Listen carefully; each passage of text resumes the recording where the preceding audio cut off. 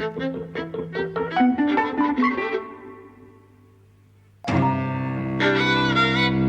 and welcome to Eavesdropping at the Movies. I'm Mike. And I'm José.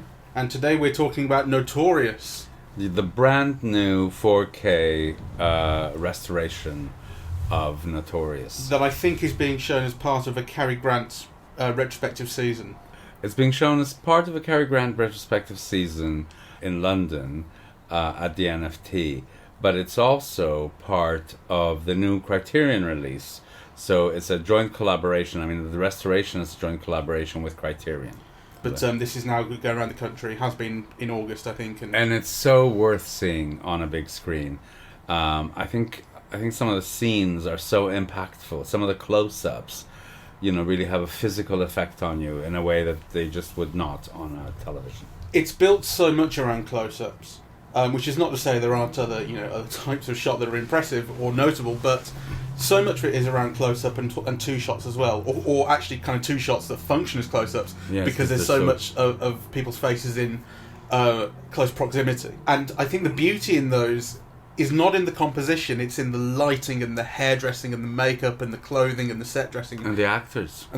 Yeah. I mean, but there is a great deal of thought. I mean, that moment when Ingrid Bergman has been poisoned and Cary Grant appears to rescue her, and they're on her bed, she's on her bed, and it's this extreme close-up two-shot of the two of them together, and they speak in like these hushed tones, right? It's kind of, which is I think I always associate that with the 40s. 40s cinema has a whispering quality. It's like this kind of intimacy, dreamlike thing. And actually, to me it had this odd effect of, it's almost like the mise en scène is evoking or inciting in me a feeling of, when you just wake up and you're just like, kind of, you don't want to get out of bed, right? And it's warm and nice, and yeah.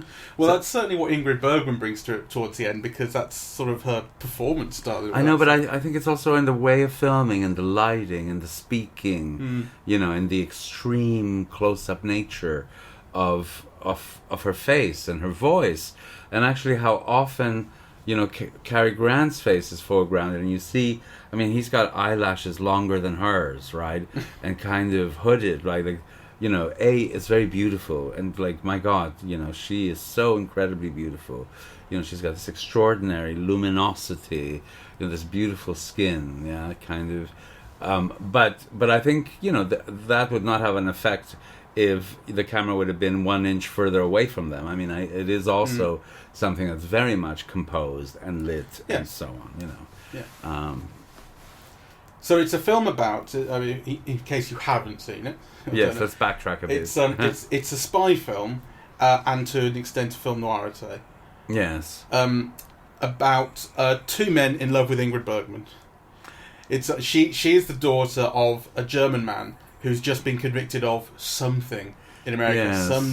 I thought that. Let me kind of just interject here a little bit, because I mean, I think to me it's a spy story, basically, right? And it's a spy story that has very dark elements. So basically what happens is Ingrid Bergman's father, the character that Ingrid Bergman plays, her father in the film is a Nazi spy.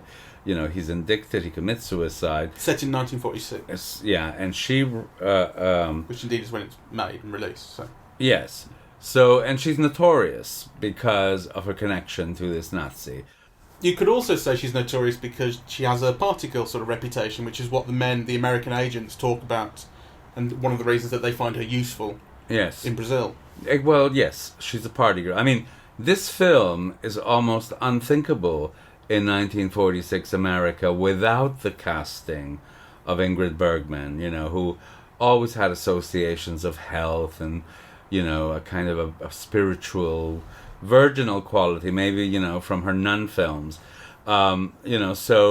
Because what she plays here basically is like a promiscuous woman, who is a drunk, who is enticed or maybe tricked or, manipulated perhaps by Cary Grant into basically becoming a prostitute for the American government in Rio, so that they can unmask this Nazi spy ring, you know, that is... well, it's very vague what these guys are actually up to. There's something involving uranium, they find out, but it is really left at that. Well, it's not vague in context. It's the year after Hiroshima, right?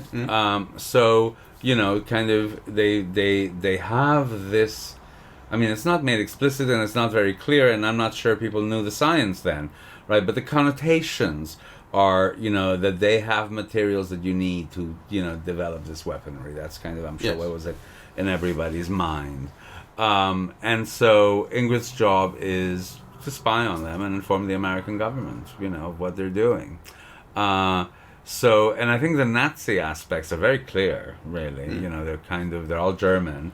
There's a wonderful series of shots of, you know, extreme close-ups again that really distort the faces when Ingrid Bergman or Alicia is introduced to all of... What is Claude Rains' character's name in the film? Sebastian. Alex Sebastian. So to all of Sebastian's friends, right? And, you know, the way they're chosen, they're all blonde and blue-eyed and, like, really Aryan, except for a little fat guy that gets killed immediately. Hop. Yeah, he actually looks pretty Jewish. Yes. Yeah, and he gets killed for doing absolutely nothing. Yeah. For just he sees a bottle of champagne that you later learn he recognises as the place with the uranium. He's like, "What are we drinking uranium?" He must be saying, and he gets taken away and killed for that. And well, it's something that I wanted to bring up, which is kind of interesting about Claude Rains' character, right? So he's the one who, this Alex Sebastian, who was previously in love with Ingrid Bergman years ago. They obviously know each other through her father, and then they use her. The American agents use her to seduce him, basically get into his life. He actually ends up marrying her, and he's clearly a kind of a baddie, but that's not really it. The stuff that he's doing with the Nazis is left pretty vague. You know, as you say, it has these clear sort of connotations with the uranium of nuclear armament, whatever. But actually, those details are just left as... They're not necessary. It's almost like a MacGuffin, yeah. Right, exactly. Right. His story is actually this love story, this love triangle story between him, Cary Grant, and Ingrid Bergman. And I don't know about you, but right at the end of the film, I was left feeling I have seen it before, but not since university. I was left feeling really sympathetic towards him because of what's going to happen to him. Oh, I always feel sympathetic to Sebastian because, I mean, and that's the wonderful thing about, well, both Claude Rains, the actor, and also Hitchcock. I mean, it's a character with great depth and nuance, right? You do, in many ways, see how kind and good he is, and he's truly in love with her, which redeems him, you know. But his fate is left completely out of his hands at the end. When he goes back inside, they call him in. All the context he'd been given. Look what happened to, I think Emil, his name was. Yeah, the guy who got killed. Look what happened to him. You know, this is going to happen to me. He's terrified, absolutely terrified, and that act of locking the door, not letting him in, actually is very cruel. Well, it's the equivalent of killing him, right? It is. Yeah. And they smirk in the car. Yeah. You know, Ingrid Bergman certainly does. Yeah. She smiles, and that's it. Actually seems quite cruel of her. I didn't find it that way. I mean, you know, bloody hell, the guy's been poisoning her cold-bloodedly, like, you know, for the last week, and, you know, in this drawn-out way where she's delivering. So I didn't feel any of what you felt in that. But I do think that for most of the film, you feel quite warmly towards him. I mean, and actually that is because he is a man truly in love. And actually you suspect that he loves her more, you know, than Cary Grant, right? You know, who is clearly using her at the beginning. They both get a wonderful introduction, you know, kind of Ingrid Bergman, after, you know, Hitchcock does this marvelous establishing thing where you're seeing the inside of a court ruling, but you're seeing it from outside, and you only see the man's back, right, as the judge gives sentence. And then the sentence is given, and then kind of Ingrid Bergman appears through, like, walking through, you know, all of these photographers and reporters and people asking her questions. And then Cary Grant gets a fantastic intro where you have repeated shots of his back. Well, it's one long take. It's a one-er, that shot in part, sort of get together after the trial. Is it? Because I think it is, yeah. And then the camera ends up close up on his head, and then there's a fade. There's a fade to another shot, and the camera comes around his head, and then you see his face for the first time. Well, the thing is, my impression was that you saw the back of his head several times before you saw his face. You see it throughout that shot, really. It's always there in the bottom left of the frame, and sometimes your attention is drawn to it when Ingrid Bergman goes over to him, and who brought you? The other woman says, "Oh, he came with me," something like that. So your attention is drawn to him, but it is all done in one take, I think. That okay, yeah, I didn't notice that. What I did notice is that you see the back of his head, Ingrid's talking, and then you see the back of his head, and then of course you're waiting for the reveal, which is which is going to be Cary Grant.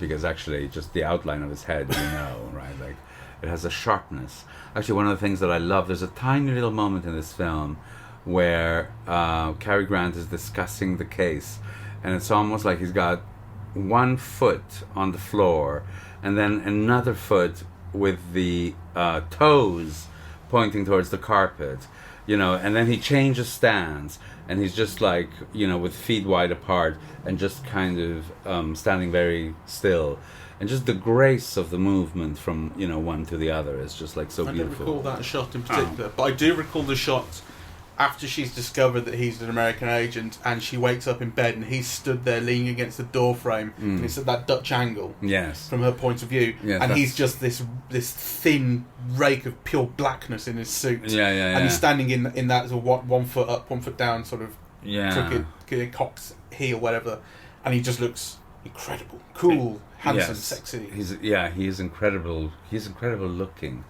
but actually, he's got this incredible grace with his body, and he does kind of very interesting and unusual things with it. It's very arresting. But what you were saying about that shot, I mean, the film is full of things that I just find them gobsmacking, really. What's really struck me, actually, was his facial acting more than his physical acting. And I suppose this is partly because, again, the film is so heavily built around these close-ups, but there's so much that he communicates through, like a narrowing of his eyes, or kind of stiffening of his lips, or just a change in way he's looking. He communicates so much in these tiny little gestures, mean so much, that I think you're always aware of what he's thinking. Well, yes, I mean, he's a great actor. Even when what he's thinking is kind of quite complex, like exactly what his character thinks about something that someone has said. Yes. And how you understand the information he knows, you understand what his point of view on people is, and then what he does with his face, it adds up perfectly. I really love what he does. It's quite a dark character, right? Like that he plays, and actually, this is a nice balance. It's very interesting because this is a film in which the good guy spy hero is given all shades of grey and blackness and all these dark qualities. He's manipulative, he's kind of sexually controlling. He puts out, this woman whom, she's fallen in love with him, and you suspect he's fallen for her as well, and he basically puts her out to be a prostitute, so it's a very dark character. Yeah, well, there's in that famous shot where for 2.5 minutes they kiss on and off because of the 3 seconds they were only allowed to kiss for 3 seconds. That's how Hitchcock famously got around it, was having them kind of kiss and nuzzle and kiss and nuzzle. Ingrid Bergman has a line about, it's a funny sort of love, this, and he says, "How do you mean?" And she says, "Well, you don't love me back," something like that. And he says something like, "When I stop loving you, I'll tell you." Which is not the same as saying "I love you," which he only does right at the end to keep her awake, basically. And I think he means it too. But it is a controlling sort of behaviour. That he allows her to think certain things. He allows her to believe certain things. And he doesn't commit to what he's doing. Well, and I don't think it's about I don't think it's a self-protection thing, kind of knowing or having an idea of what he'll need to do. I think it is a kind of personal, comes across to me at least as a kind of personal controlling thing that he's doing. Well, not letting himself. He is a spy, he's somebody who organizes, cases and that involve kind of international espionage, right? So he is somebody who plays his moves like a master chess player, so that he's always got that kind of control, and he doesn't spill, his thoughts, whereas she does at all moments, really, right? So, and also so she's the one who's meant to be the notorious playgirl, whatever. Yeah, but she comes across as kind of pure in some ways, and that might just be the qualities that Ingrid Bergman brings to it. Whereas, he is the hero and he is the good guy, and yet what he evokes is all kinds of darkness, really. I think she's not a liar. Her character isn't a liar. I think she's honest with herself and with other people, apart from the fact that she is spying on she marries her husband. Claude Rains. But she's not sort of instinctively a liar, I don't think. That's not who she is. Whereas I think Cary Grant's character comes across more as someone who can live through lies. Well, I'm not sure if I would put it exactly that way, because actually we also never see him telling a lie. As far as I can remember. That maybe is a bit harsh, but certainly in the way he plays his cards close to his chest, at least. I know what you mean, because the thing is, he's a very dark character. He's controlling. He is not kind of expressive of... He's very expressive of his thoughts to the audience, but not to the other characters in the drama, right? He's very kind of withholding. And so, and also you see... also contextually, he's a man who's probably... The character has been in a war. It's 1946. Probably seen a lot. He is he is that kind of character who's like, kind of chasing conspiracies and so on. So both the character and the way that Cary Grant plays them and the way that Hitchcock films them is one that has a lot of darkness about him. Yeah. Layers of darkness. So, and I think that's a nice contrast with Claude Rains, who you think should have all those layers of darkness. Because, after all, he is a Nazi who is like, blah, blah, blah. And part of like this international illegal... very English Nazi. Very English Nazi, yes. It does sort of strike you the whole way through that his mum is clearly German, yeah. And he's supposed to be a German Nazi, but he... Yes, I don't think anybody comes cares. from London. I don't think anybody cares about that. I know. And also, I think people in those days didn't care either, because, East Coast Americans, rich Americans, always sounded like that anyway. So, if you listen to Katharine Hepburn talk, or, it's not... also, the sense of Americanness is much more inclusive. So, kind of, accent is a thing that tends to bother English people much more than anyone else. Well, I don't say it bothers me. It's just kind of funny. So there's no effort. No, but they didn't say to you, it's noticeable and an issue. It wasn't an issue. I just noticed it. Whereas, I think kind of, to audiences, in Canada, for example, or in the US, it just wouldn't be an issue. Kind of Ingrid Bergman talks the way that she talks because she's Ingrid Bergman and she's a big star and nobody cares, and you don't have to justify that she's Swedish or whatever. You don't. Yeah. So and Cary Grant speaks the way Cary Grant speaks, and and he plays every American role there is, but he clearly doesn't speak like most other Americans. But they didn't let the other Nazis play with English or American accents. They're all Germans. Yes. At least they have funny accents. Well, maybe, yeah. It's just because he's Claude Rains. He can do Claude Rains. Well, he is also a star, for sure. Yeah, exactly. Anyway, the film has some incredible shots. Like, the ball sequence is fantastic. The descent into the cellar with the key is fantastic. That when they're poisoning her, the way that coffee cup takes up 3/4 of the screen practically, is fantastic. The ballroom shot you're thinking of, I think, is that fantastic boom shot that starts from up on high on the balcony and just descends and descends. It's like that shot in The Conversation. Yes. Descends and descends and descends until it ends up with this extreme close-up on the key in her hand. That's right. Fantastic, audacious yes. sort of shot. It's amazing. I think the film is amazing. Actually, I came out of it, because I was completely riveted throughout. I mean, all the things that you're meant to be tense and anxious about, it all worked on me, kind of, once again. And there were things that I wanted to explore and investigate, afterwards. Yeah. So, I mean, I have not seen Notorious since I was a teenager. Even, as a film person, I just didn't get around to it, really. I spent a whole summer going through Hitchcock films.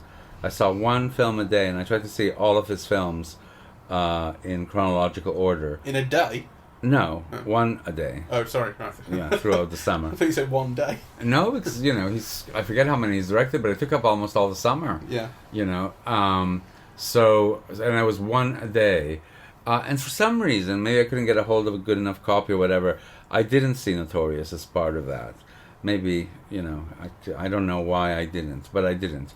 And actually, one of the things that it made me aware of is how many things passed me by as a 16-year-old, right? All of the sexual stuff completely passed me by. I read it as, she's a beautiful woman and, sophisticated, and Cary Grant is, like a very elegant spy, and he gets her to work for him, and then he's heartbroken because really, she's got to do this, but it's for the government, so it's okay. I get all of these tensions, but there's nuances. There's actually a point where, fairly explicitly, she says, "I'm sleeping with him." Well, I know. She says it twice. Yeah. But I'm just telling you, it passed me by. No, exactly. Yeah. That's yeah, because I forget what her line is. Something, he's one of my playmates. He's one of my playmates. Well, I think maybe as a 16-year-old, I thought, oh well, they're having a good time together, but the sleeping together and what that means in the narrative, I think, passed me by. Yeah. And actually, you can understand why, right? That's the way the censorship of the era operated, right? Kind of to say, he's my playmate. It very strongly hints that they're sleeping together, basically, but it doesn't say so. Right, and by not saying so, it could be read in other ways, by like a 16-year-old. But I think I agree with what you're saying. What you were getting at just before, where I think you were suggesting that the love that Cary Grant has for her springs up quite quickly, and you don't quite believe it. Certainly not to the same extent that you believe it of Claude Rains. I think that is developed very, very quickly and almost rushed. No, I wouldn't say that actually, because the thing is that in the first sequence, it's in the first sequence, I did get a sense that he loved her, but in that sense, the way, she's very clear about it and so on, right?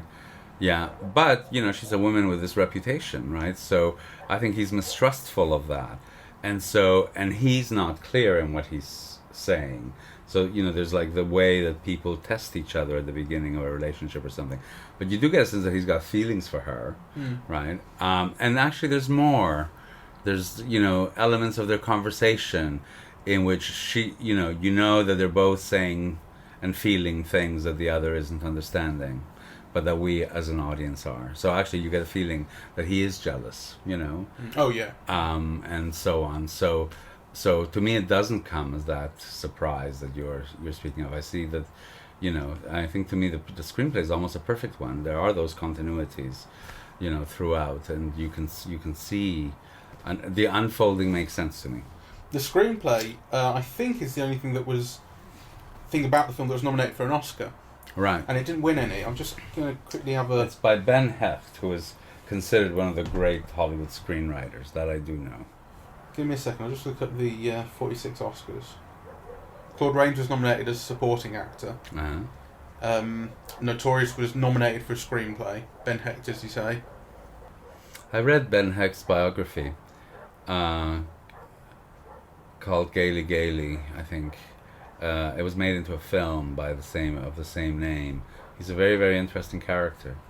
That was it for its Oscar nominations. Go on, Ben Hecht. I think he started off as a journalist in Chicago. From what I remember, again, it's 30 years since I read this book, but he started off as a journalist in Chicago, and then kind of went on to Hollywood. I think with Charlie MacArthur, they wrote some of the great classic films of the era. And then later on, I think he became like this post-war. He became a massive Zionist. Devoted many of his energies, to establishing and supporting the state of Israel, and that's all I can remember really, about the book. So yeah, and I'd be curious to see the movie. There was a film made of that memoir, so he is kind of like a legendary character. Let me look him up. Handsome devil. There was a British boycott of his work, it says. All right, there you He go. wrote a lot of screenplays anonymously to get around that.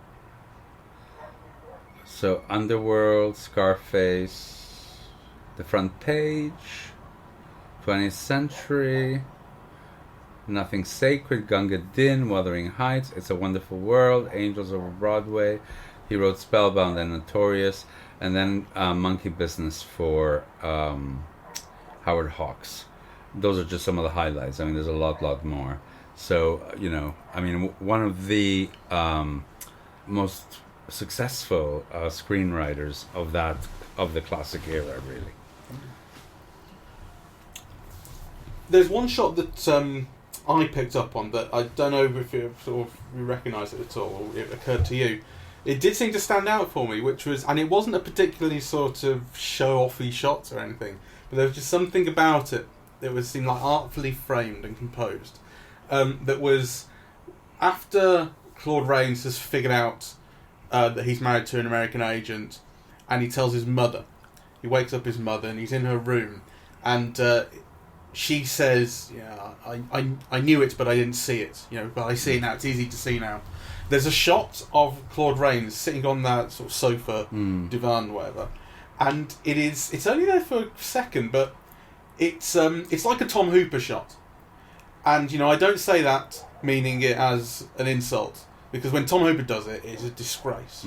But it's almost planimetric. It's kind of straight on, and the sofa is right at the bottom of the frame. Across it, there's all this white space of the wall above him, and he's just sat in the bottom left-hand corner on the edge of the sofa, and basically the edge of the frame. Do you remember this shot? Mm-hmm. And he looks just sort of lost. He's looking off screen as well. Yes. He looks sort of lost. And he looks like a little boy. I thought, like a haggard little boy. But yes, I know what you mean. And he says something like, "I must have been insane. I must have been mad." Yes. And I mean that shot, maybe more than any other, kind of conveys to me that I think the real depth of feeling of what his character was feeling for his wife, and it really struck me because it does sound like I'm insulting the film and the director and the cinematographer by saying that I think so much of the composition being based on close-ups is sort of means that it's not really composition. It's not exactly what I mean, but there was something that stood out in compositional terms about that shot. There was something so deliberate, and the way that the shot is framed and composed is expressive in a way that I think many other shots in the film aren't really trying to do that. Oh no, I think every shot in this film is expressive and beautifully composed and kind of extraordinary, really. I mean, there are things that we've just seen the film, that I find extraordinarily striking. And I don't quite agree with you about the close-ups. I mean, especially the kissing scenes, they are in close-ups and they're very effective, and so on. But there's a lot of other types of shots. The whole conversation with the mother and the son in the staircase, for example, right, which is so humorous. I mean, the actress who plays the mother in a way steals the show. The audience responded as much to her as anybody else, really. As a comic character, the scenes in the dining room, the very first scene when you're introduced, it's a room full of people, really, and the camera moves across things, but it's Bergman who's in focus. So, I think there's a full array of types of shots that are on display here. Yeah. I think we're just remembering the close-ups because they are so extraordinary in this film, and because they are also the love scenes, and they're filmed in great close-up. Yeah. you're very close to the characters. But you that know, wasn't quite what I was trying to say, but I know what you mean. I mean, I'm certainly not trying to forget or forgetting that there are so many other types of shot. And actually, one of the things that I think is so interesting about the film is that it is so sort of cinematically inventive or playful and expressive, despite being about such small sort of events occurring. Everything, it's not like there's a car chase, there's not an explosion, there's nothing like that. The most dramatic things are close-ups of keys in hands and a bottle falling off a shelf. I know. Really small things that are made cinematically sort of tense and expressive and explosive. So I think it's really, really wonderful. It's an example to filmmakers because, yes. In so many films nowadays, you have a million car chases and whatever, and you're just bored out of your mind, right? The bottle falling off the shelf got a huge response. I know. Well, actually, not the falling, but the edging towards the edge of the shelf. People gasped. Yes. It was fantastic. I know. And unlike the Fast and the Furious, where you're really wrecking kind of, half a city and kind of racing through it, and it can be so dull. Like, I mean, it is an example to filmmakers because... there is this sense that for the film to be more exciting, you just have to have more car chases, more action sequences. And actually, hear something like, where is the key, in which hand is the key, creates enormous tension. And what's she going to do? And things like the bottles of champagne in the icebox, dwindling one by one. Yes. Like that's your ticking clock. That's right. What's going to happen. And it's not just that, because that then gets transferred. So you notice that there's that scene where they're offering the champagne in the ballroom, and Ingrid Bergman says no thanks, right? Like as if somehow willing the champagne to diminish at a slower rate, right? Yeah, and then again it becomes they go to get more champagne. He sees there's no key, but that's just for him, that information. Yes. He passes it off as, maybe we don't need more champagne, let's just give him a whiskey. Yes. And then in the morning, the key's back. And that's all you need, is that close-up on the key and and a very loud, dramatic sting of music. But, and the name on the key, the name of the lock helps you recognise it. Yes. It's a wonderful little sort of little identifier. It's so, it's so beautifully done. And I love the elusiveness of the film and a kind of a mystery about it, really. So on the one hand, everything is clear, right? I mean, you never feel that you're being left out, or there's information that you require but are not given. But on the other hand, everything is elusive rather than... The elusiveness is clear, but you feel that there are repercussions underneath it, right? That the information that you're given is it's just what you need to feel good about it, right?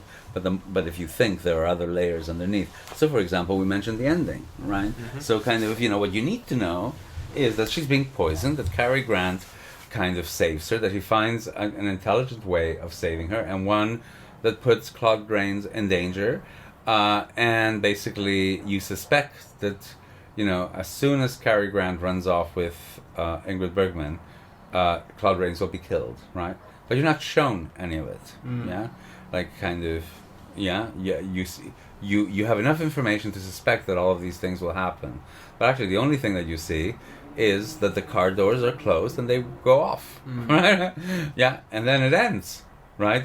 I think even as soon as the motor starts, it ends. You don't even see them going into sunset or anything, right? They do drive off because then the camera, I think, tracks in on the front door as he goes back in. But they're definitely not there anymore when that happens. They've left him only to go back in the house.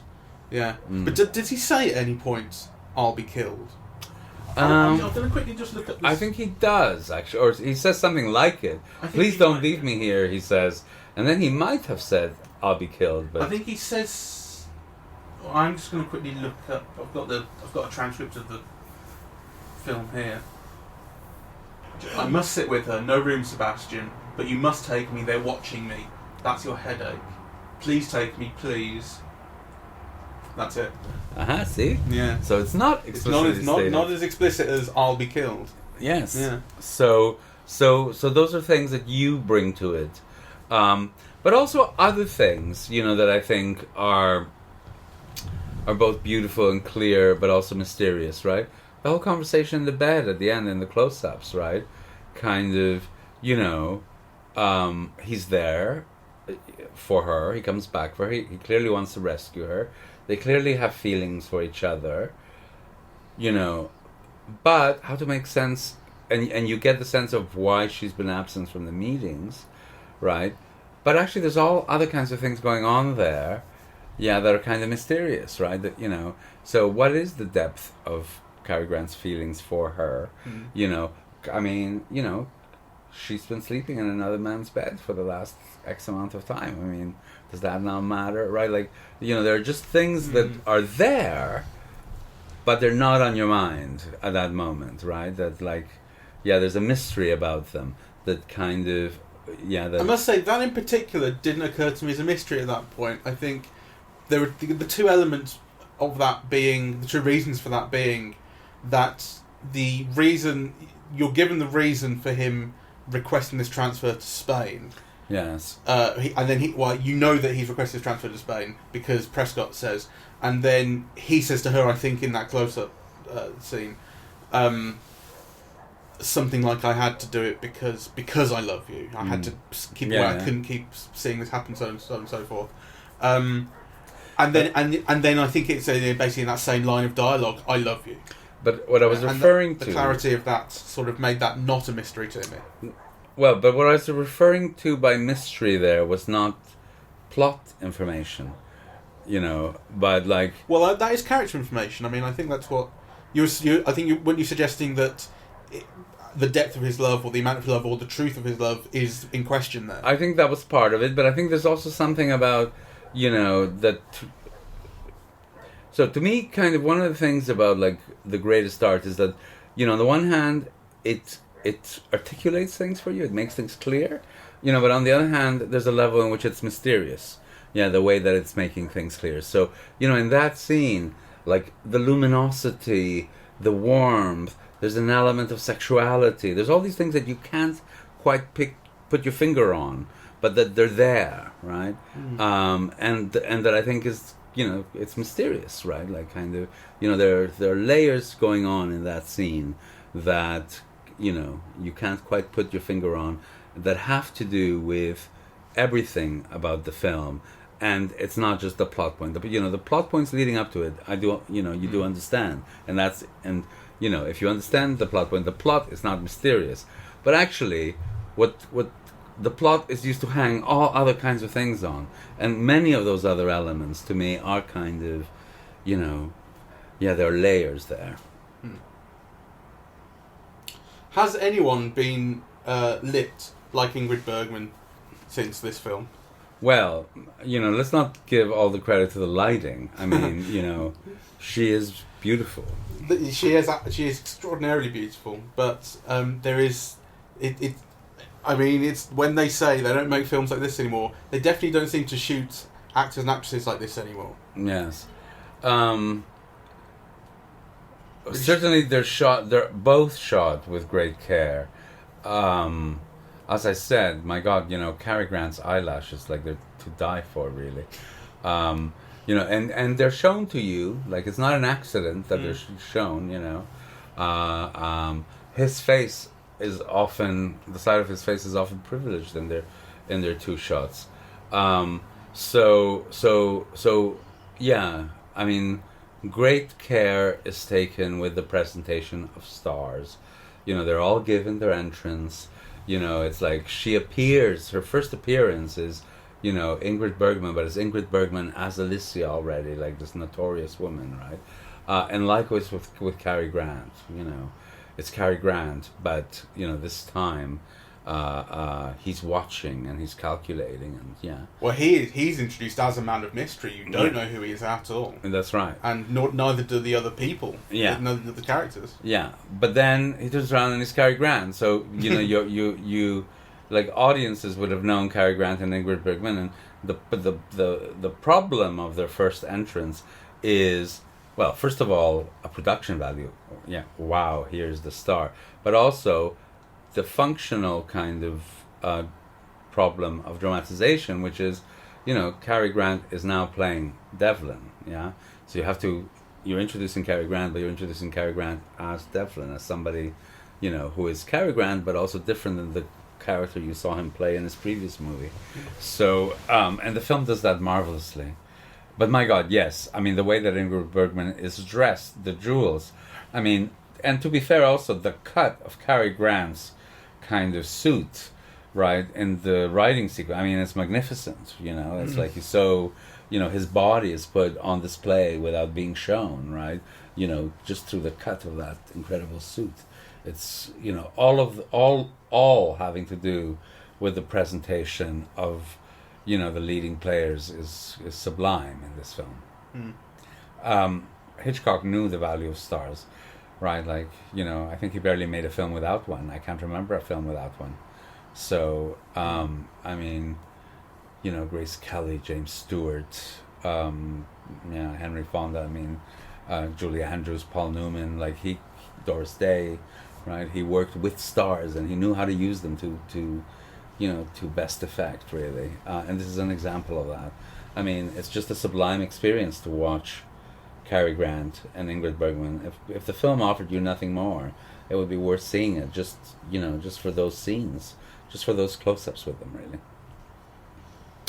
So, some people consider it Hitchcock's best film. Well, good for them. Yeah. It's a great, great, great movie. It's really good. It's a beautiful restoration, and actually one of the things that I admired about it is it gave full scope to grey. So it isn't a very contrasty film. It's like you get all the deep kind of all the variations of grey, but also with a kind of a depth to the image, to the types of greys that you see. It's it's very, very beautiful to see. So thank you very much for listening. We are Eavesdropping at the Movies, and we are on iTunes, SoundCloud and YouTube. On social media, we're on Facebook and Twitter. The website is eavesdroppingatthemovies.com. Cheerio.